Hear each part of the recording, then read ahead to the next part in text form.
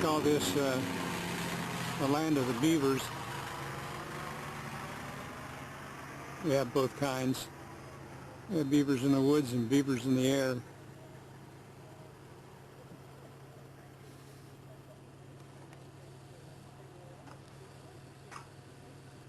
Ravina Island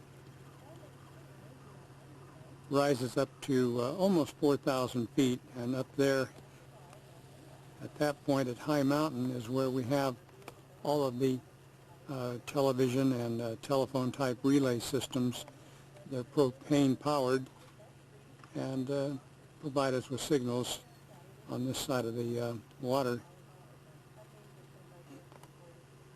There's probably about 9 or 10 installations up there of various different companies. The birdies have been on the deck here looking for seeds. You can see their tracks.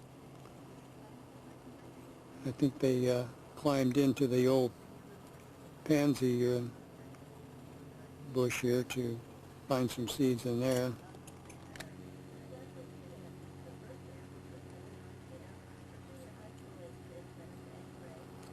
There's an unusual sight. A tug pulling a tug.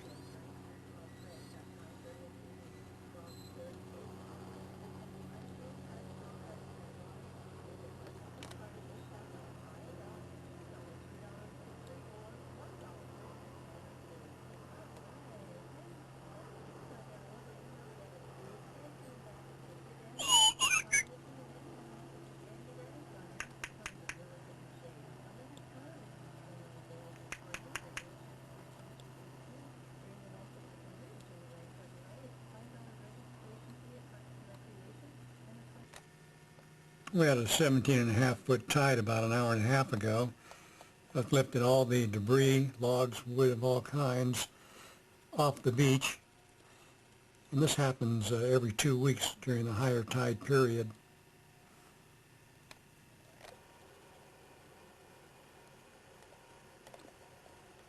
This is from the attic window upstairs, looking down, the view from the bedroom window. That tree there is a favorite perch of eagles too. They'll sit there and wait and then fly out of the tree and swoop down and pick up a fish. It's very interesting sometimes. Today we have 2 eagles around. This time of the year, the majority of our eagles are all up in the Haines area, about 400 miles north of here, where about 3,500 to 4,000 eagles gather every fall and winter to eat the Lake Chum salmon run.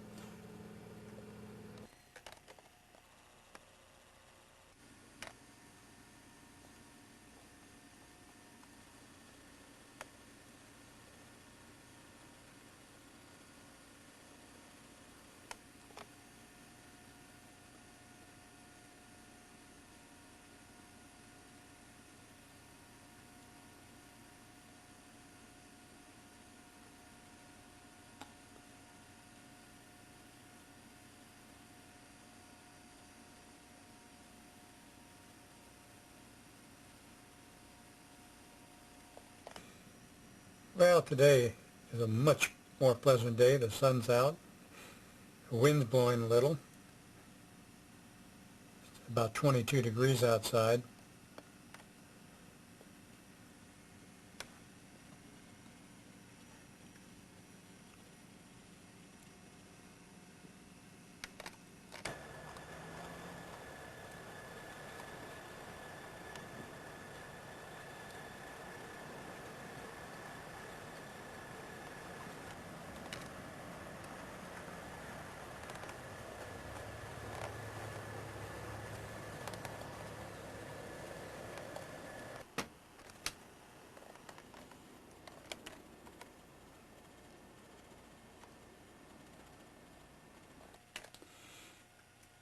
Got to take this picture of that buried thrush right through the screen. They're a little spookier when you open the door.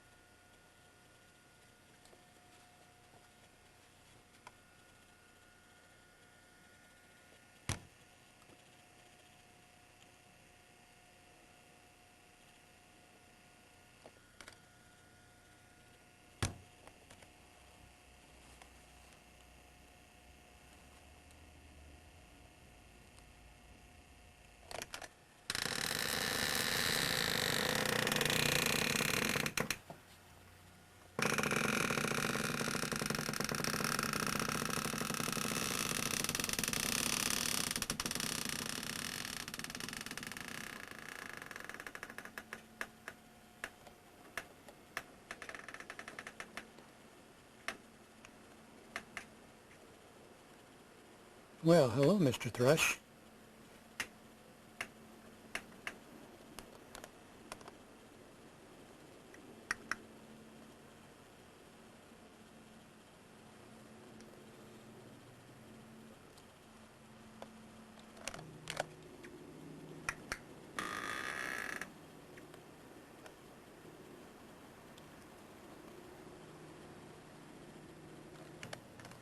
I gave the squirrel some peanuts, walnut, and an almond, hazelnut.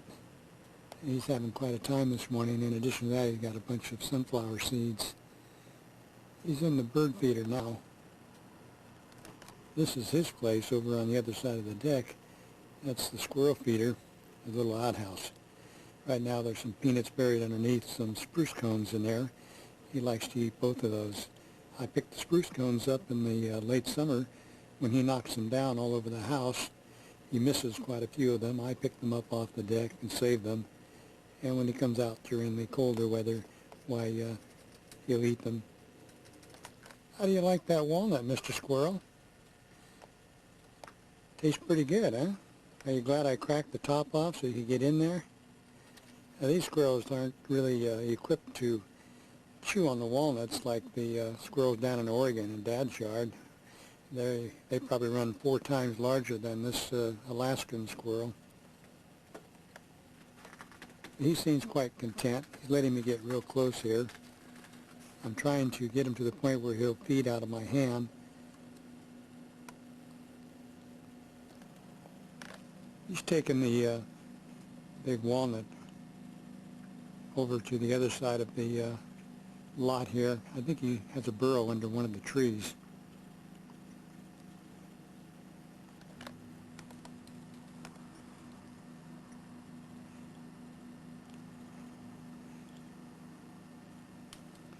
I guess I kind of frightened him off. He's been letting me get closer. He's been around this past summer and fall. Some squirrels will learn to feed from your hand almost.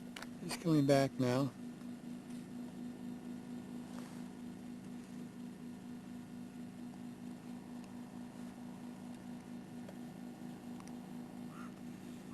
What he did was he catched that walnut right up in that tree there.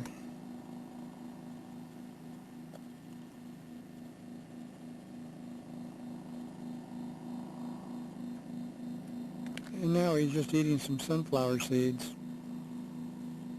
I guess he was afraid I was going to take his walnut away because he's come right back here and I'm standing, within 3 feet of him. They really go through those sunflower seeds quick. You know, they know the good part's inside and they cast off the outer shell. There's this competition right down below the feeder.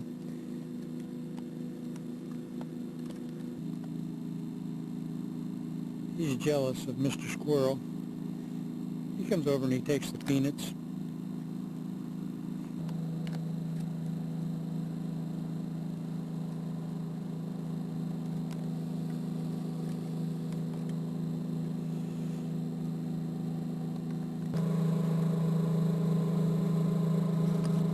The wind died down and the morning here is dawn nice and calm.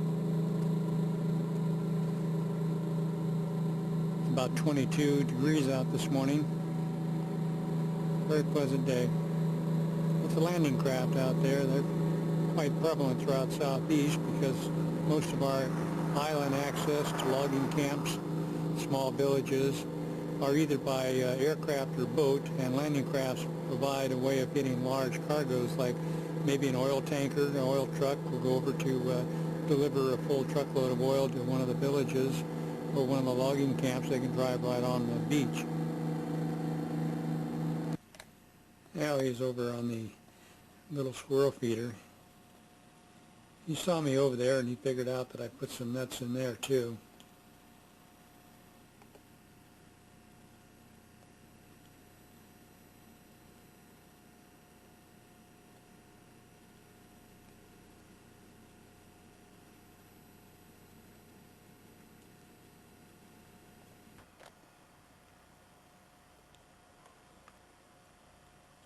I thought I'd show you a little bit about construction around the area before I left town today for my trip to Washington and Oregon. Of course, this is the view looking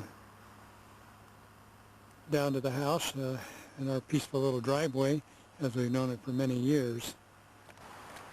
However, they've been building across the road right about where our water line used to come down. And that's our view as we come out the driveway now, Harley Lewis Chevrolet.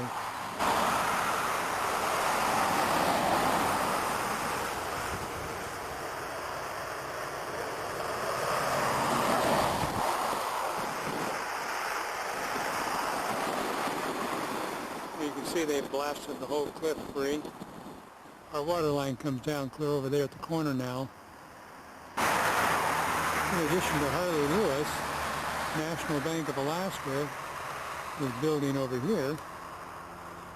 That should open up sometime late spring. Of course, further up the road is Carlson Motors, the Ford Motor Agency. So the bank is built right between the two auto dealerships, which ought to give them a nice chunk of business. But it sure has polluted the night sky. It's very well lit up around here at night. My astronomy hobby is kind of difficult now because the night sky is very, very washed out by all the lights.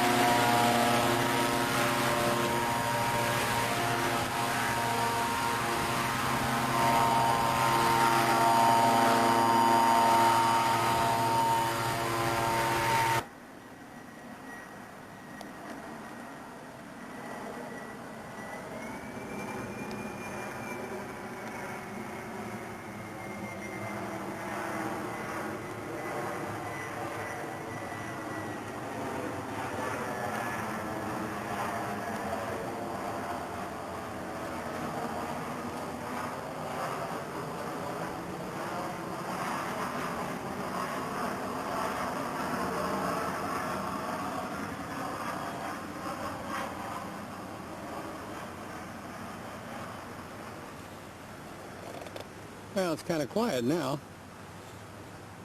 That hovercraft pulled in here to pick up one of our neighbors. He lives just down the road here. You just drive right up to the beach with those heavy skirts. They can go ashore if the beach is flat enough. They can drive around on the beach if they want to. Pretty 4th of July.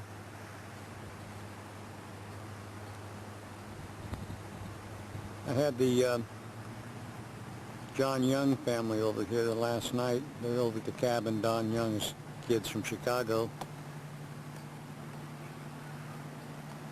And their little boy Jimmy.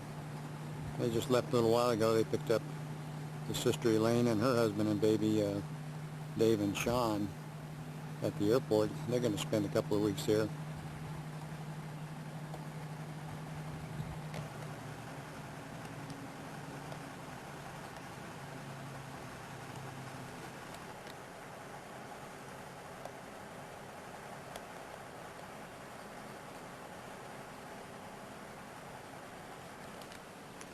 Sometime this late summer, we ought to have some tomatoes. Both plants are doing real well here.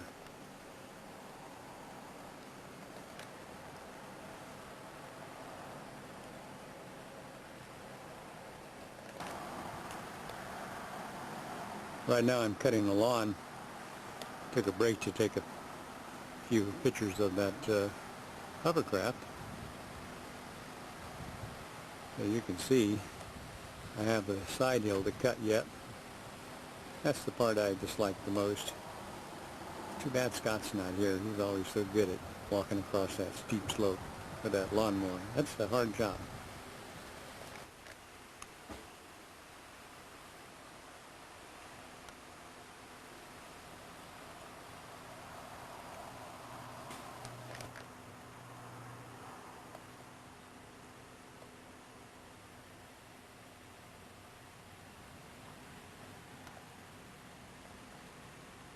The oregano over there on the left is sure flowering. Here we have thyme and strawberries, parsley, chives, sage, and lemon balm.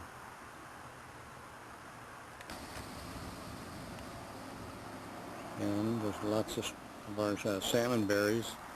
I've been eating quite a few of these.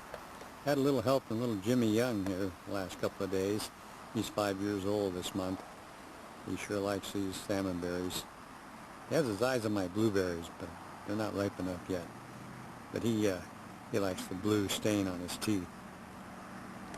And this is the beginning of a pretty good crop of huckleberries. We have red huckleberries. And our blueberries are really blue huckleberries down here. Up in the interior, they're on a shorter shrub, and they're the true blueberry. But nevertheless, ours we call blueberries, and they're outstanding, just very, very sweet here in the summer.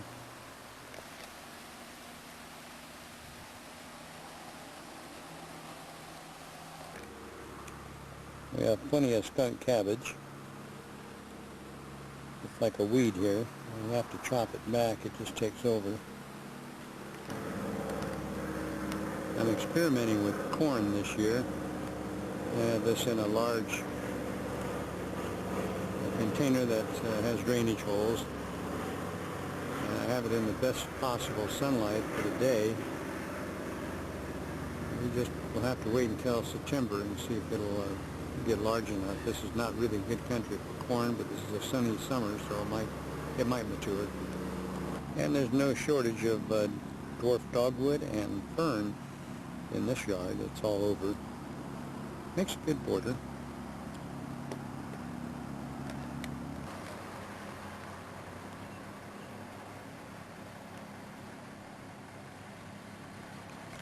Banana slugs. We got them by the millions.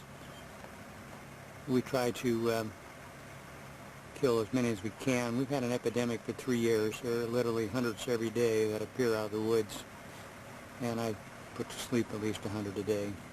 Back here in the back deck behind the house, I have a nice blue huckleberry that grows out of a stump of a tree. That's quite common to find them to take root in the stump of a tree. And although they look like they might be edible at this point, they're a little bit tart, and about 1/2 their mature size. This one's in the area right in front of the water tank. That's our 5,000-gallon water tank. As you can see, salmon berries range in color. color. There'll be this yellow-orange to a ruby red, all the way up to a dark purple color when they're really fat and mature. But these are all edible at this stage.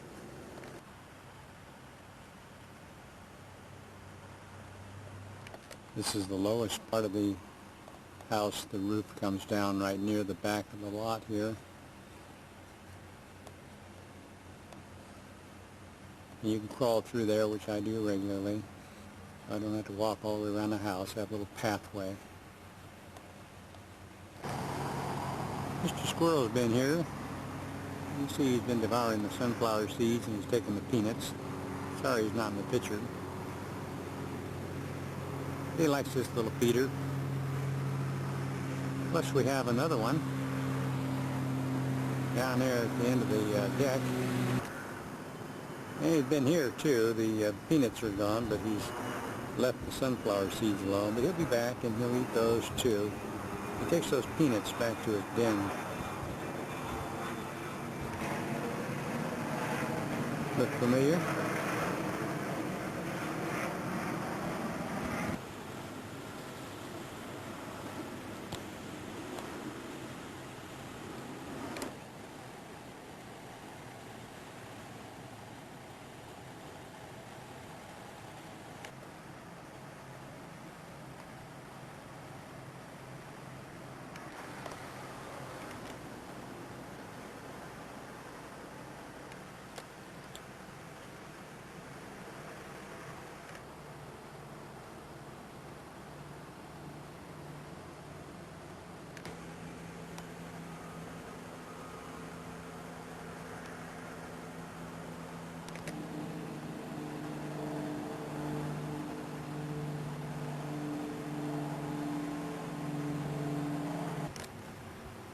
The hummingbirds enjoy this.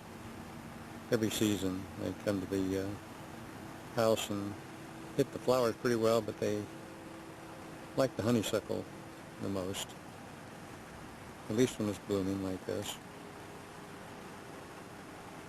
Plus we have 4 feeders. Keeps them pretty busy. Mostly rufous hummingbirds.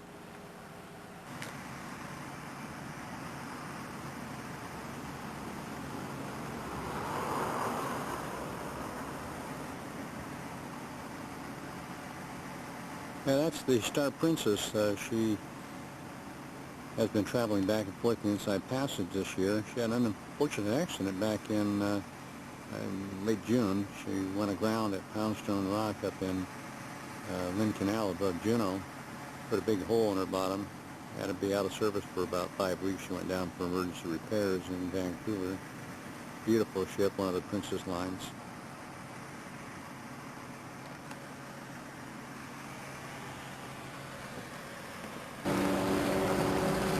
Well, it's really been a beautiful week there. A little bit of rain, not much. It's a lovely day today. This is Saturday. The last day for Robin and Jeff. They have been here all week long fishing, and it's been real pleasant having them here. Just been a good time for all of us. We've got a lot of salmon, a lot of halibut, had some good times, a lot of laughs. It's too bad they can only be here a week. We're going to eat a great brunch. Well, Robin and Jeff just informed me we had 4 ships in town today. That's the Star Princess that was going by the house a little while ago. She's just approaching the dock here now in town. And we're looking at the downtown area here. This is the New South berth. It's the Nordam laying here. One of the Holland American Line ships. Over the top of the bus is the Saga Fjord. We're standing right here in front of the new Civic Center. It's run by the Forest Service. Very interesting center, interesting from biological and scientific aspects of Alaska's resources. We're going across the street here to catch the tramway up to Cape Fox Hotel. We're going up for brunch. We're playing tourist right now. This is Ketchikan Creek, and there's a lot of fish going upstream. And Also a dip net fishery being allowed, and looks like somebody just cleaned one of the fish. So if you look over here against the bank, you should be able to see quite a few fish. There's some spawned out ones going downstream. Honey, I got it on my wrist. We have pinks and chum, king salmon. They all run up this river. Stairs in case the power goes off. Oh. Yes, the service stairs for servicing. Oh. Monthly, regularly scheduled maintenance. But yes, if the power went off, we could use it. Why? No, I would, I promise. Maybe get a left off there. No, we wouldn't walk down, we'd just have you walk up to the top. Then you could have a 3-month fire. Hey, good workout that way. Oh, there's a lot of people wanting to go down there. Yeah, but you get to get out before they come in. Well, we just had a very nice lunch at Cape Fox. This is the new Ted Ferry Visitor Center behind the totem poles here, behind the Cape Fox Hotel with Deer Mountain in the background.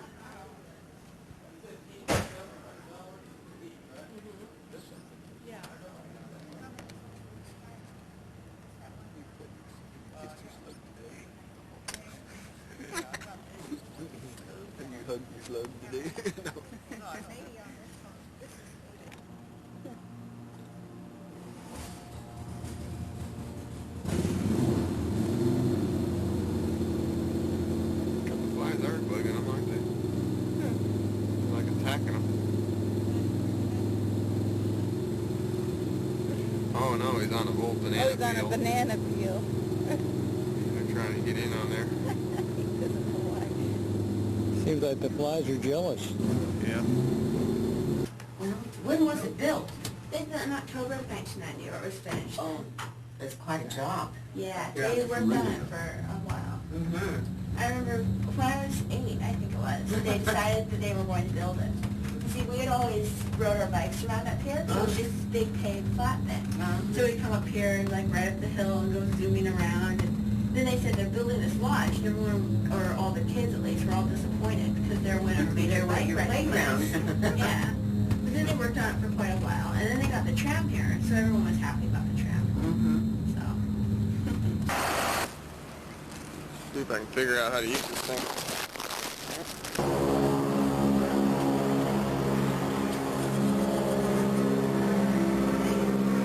Huh?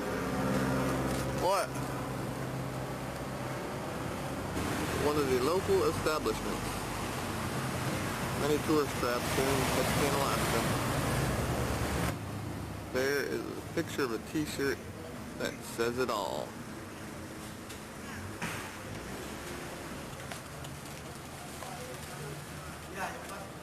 Snow on the mountains, middle of August.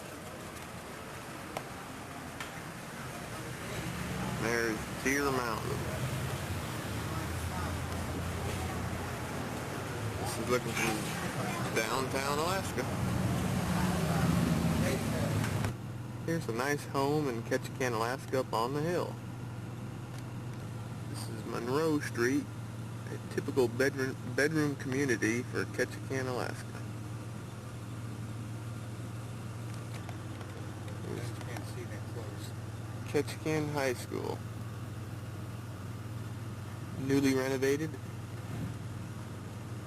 Not a bad looking place.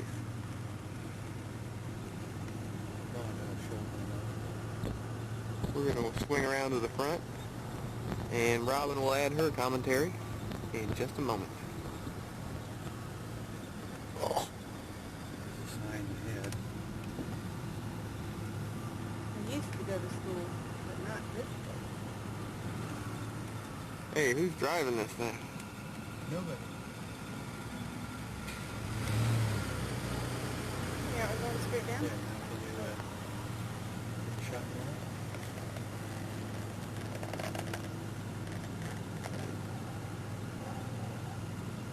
I'm awestruck. It looked like that when I went to school there. That's a pretty Apparently quite a bit different than when Rob went to school here back in the old days. Well, these flowers are just beautiful.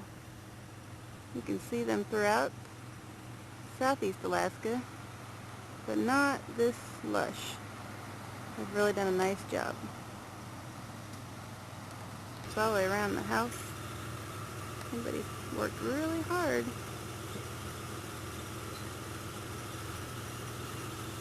Goes all the way up the street.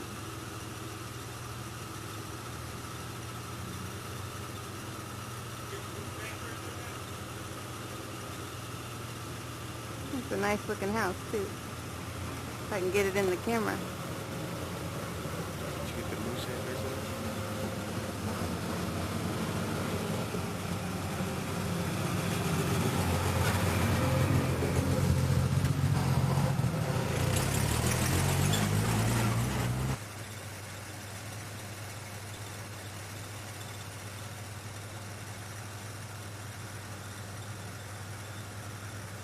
Got some antlers up on top. Looks like they've even varnished them. They've added every little special touch here. Looking at Pennock Island, airplane gonna take off. up on top of a boardwalk. We'll zoom in a little bit closer to that float plane.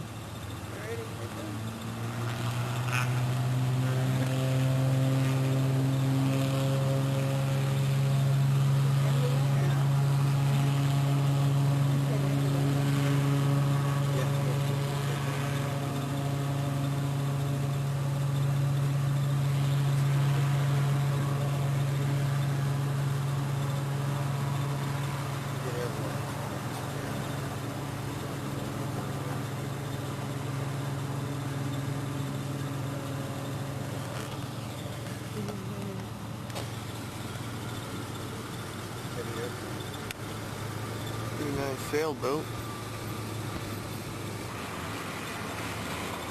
That's a silver-powered beaver.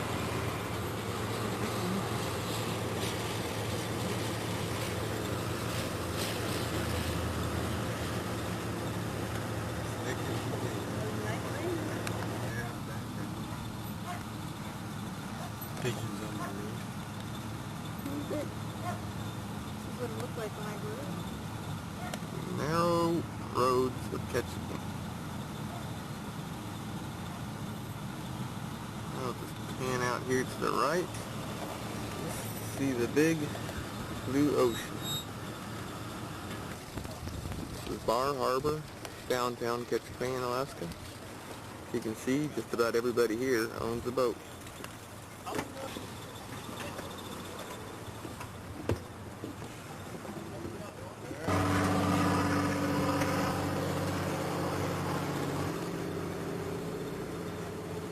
Lots and lots and lots of boats.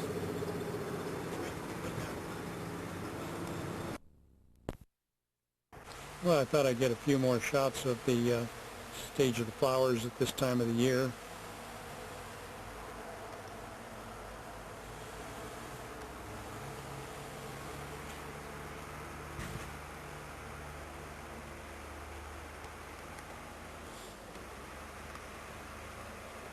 A little better idea about how mature the red huckleberries have become. These limbs are getting just really heavy with some of the growth.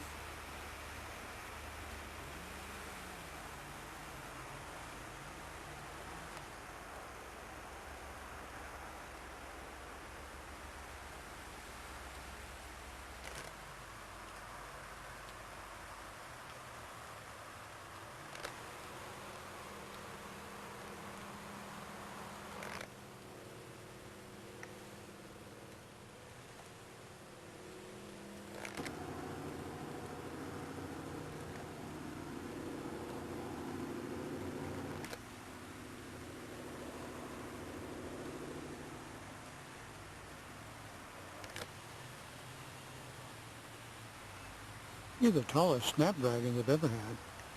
They stand, over 3 feet high.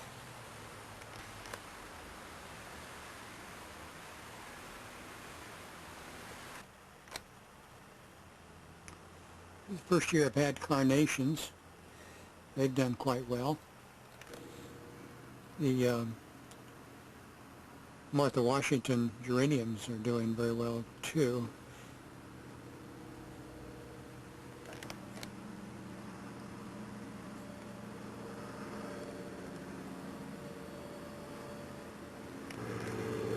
Tomatoes that I thought were going to start appearing here this latter part of the summer really haven't done that well. The shrubbery got high and I lost half of a plant that's about a foot higher than what we see here. A windstorm knocked it over recently, but I only have a couple of small tomatoes that are quite green. This one just hasn't produced. I'll try something different next year. See, in here, I just noticed it, we've had a vessel go up on Lewis Reef, and the Alaska salver is over there attending to her. I've been sitting around here all day, hadn't noticed that.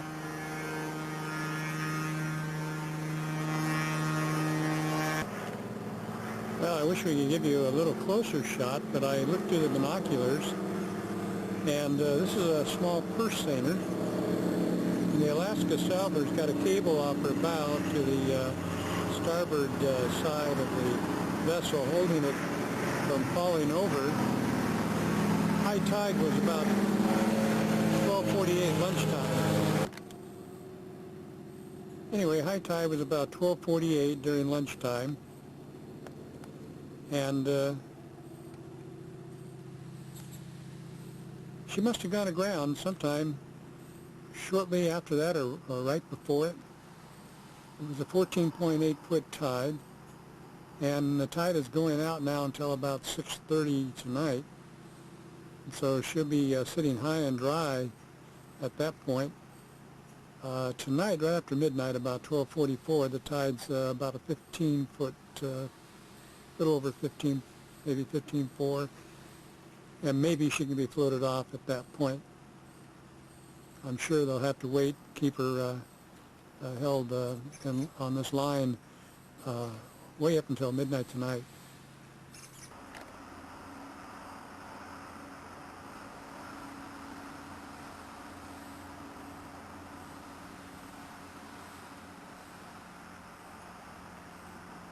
Fuchsias do very well in this country.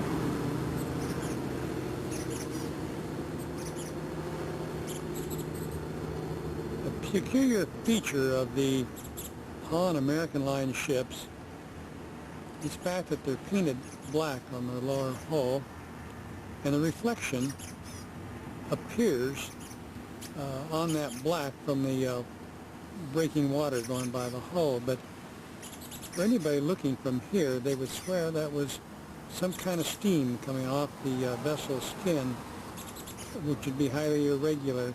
And every one of their vessels look this way. It's an optical illusion. This is one of many of the Holland American Lines to Staten Dam. There's the Noordam, the New Dam, the Rotterdam, the Rindam. There's just a lot of dam ships coming through here. Whoop. Oh, thank goodness. That was a good near miss.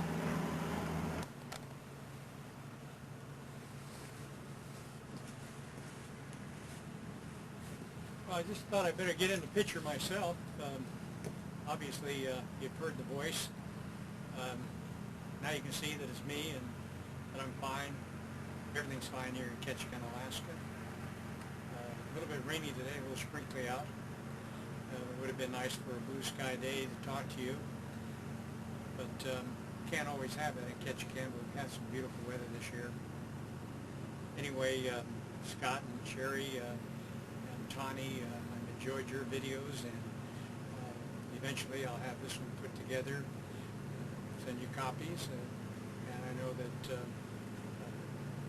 we should have probably taken pictures fishing out in the boat while Jeff and Robin were here. We did take still pictures, taking the camera out. My boat is a little bit awkward. Maybe one of these days we'll work with the courage to do that. I know you'd like to see some action salmon shots, action halibut shots.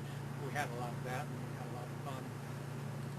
So this is Dad, and my best hello to you, Scott and Sherry, and a big hug to Tawny, and another hi to Robin and Jeff, and the rest of my family, those of you in Eugene and Cottage Grove, Boston. I wish you could all be here and share some of these lovely days here in Southeast Alaska. But I know one of these days we'll all get together again. It'd be nice to have the family come here at least one more time before I retire, which could be in the next couple of years. Whether I stay here or not is another question. So, now you know, the voice there behind the camera really has a face.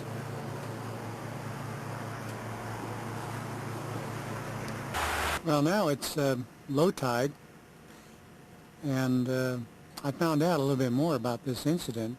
Apparently, this vessel went on the reef here at Lewis Reef at 3 this morning. I just didn't notice that until late this afternoon, and they're hoping to get it floated on the big tide after midnight tonight. Alcohol apparently is involved, and as you can see from the earlier footage, the reef is high and dry here now. This is a small tide today. If it had been a bigger tide spread, why, he probably would have gotten off on the second high tide. Anyway, the name of the boat is the St. Rocco. I put my spotting scope on that, and I could tell that the boat was devoid of anybody. They can't stand up very well on the boat the way it's angled. And apparently this morning when I went on the rocks, there were 11 boats out here trying to rescue it.